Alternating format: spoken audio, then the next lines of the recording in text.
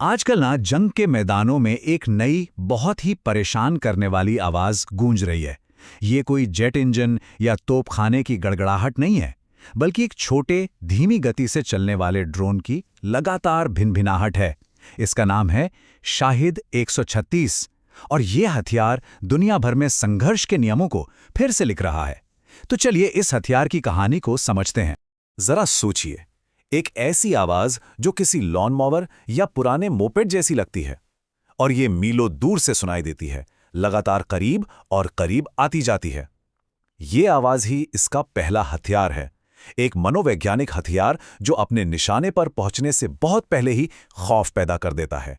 तो यही वो सवाल है जिसके इर्द गिर्द हमारी आज की पूरी चर्चा घूमेगी।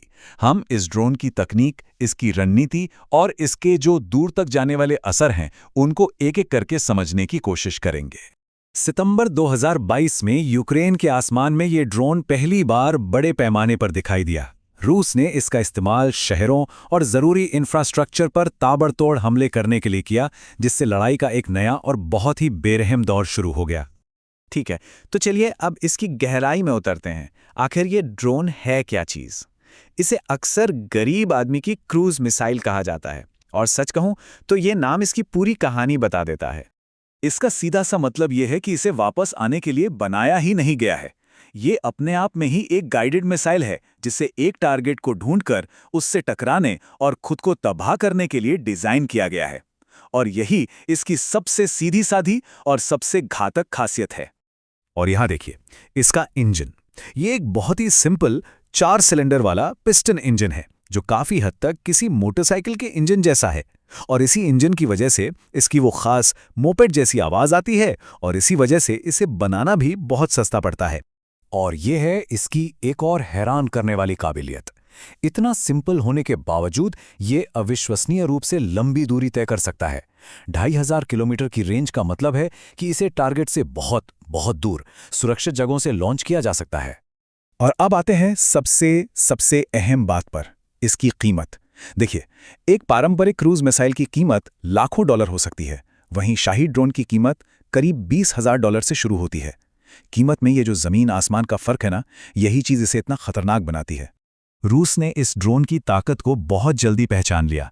उन्होंने इसे सिर्फ इस्तेमाल ही नहीं किया, बल्कि इसे गेरान 2 के नाम से अपनाना और फिर इसे और बेहतर बनाना शुरू कर दिया।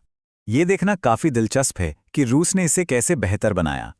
उन्होंने सिविलियन जीपीएस को अपने मिलिट्री ग्रेड GLONASS सिस्टम से बदल दिया, जिससे ये ज्यादा सटीक हो गया और इसे जैम करना भी मुश्किल हो गया। उन्होंने बड़े वॉरहेड्स और ज्यादा जानलेवा पेलोड्स भी जोड़े हैं, जैसे टंगस्टन के छर्रे, जो टकराने पर तबाही को कई गुना बढ़ा देते हैं। और ये सिर्फ कुछ ड्रोन खरीदने की बात नहीं थी, ये एक पूरी सप्लाई चेन और मैन्युफैक्चरिंग कैपेसिटी बनाने की बात थी। देखिए ये हुआ कैसे।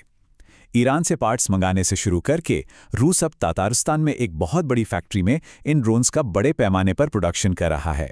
और अब तो वो पूरी तरह से आज़ाद होकर इसके नए वर्जन भी बना रहे हैं। शाहिद की कामयाबी ने सिर्फ एक जंग पर असर नहीं डाला है, इसने दुनिया भर के डिफेंस प्लानर्स के लिए एक बहुत बड़ी स्ट्रैटेजिक चुनौती खड़ी कर दी है। यही इस पूरी समस्या की जड़ है। एक $20,000 के ड्रोन को मार गिराने के लिए $500 मिलियन की मिसाइल का इस्तेमाल करना आर्थिक रूप से फायदेमंद सौदा नहीं है। ये एक ऐसा हिसाब है जो हमेशा हमलावर के पक्ष में रहता है और जो बचाव करने वालों को बहुत ही मुश्किल स्थिति में डाल देता है। इस खतरे के जवाब में यूक्रेन ने कमाल की सूझबूझ दिखाई है। वो इन ड्रोन्स का शिकार करने के लिए हर मुमकिन चीज का इस्तेमाल कर रहे हैं, पुराने सोवियत जेट से लेकर आधुनिक एंटी एयरक्राफ्ट गन तक, और यहां तक कि मशीन गनों और सर्च लाइटों से लैस मोबाइल टीमें भी। उन्होंने स्काई फोर्ट्रेस नाम का एक सिस्टम भी बनाया है, जो ड्रोन की आवाज को ट्रैक करने के लिए शहर भर में फैले माइक्रोफोन के नेटवर्क का इस्तेमाल करता है। लेकिन यूक्रेन अकेला नहीं है जो इस नई हकीकत के हिसाब से खुद को ढाल रहा है। इस ड्रोन की असरदार काबिलियत ने एक और बड़ी ग्लोबल पावर का ध्यान अपनी ओर खींचा है। जी हाँ, संयुक्त राज्य अमेरिका ने अपना खुद का शाहिद क्लोन बना लिया है, जिसका नाम है लूकस।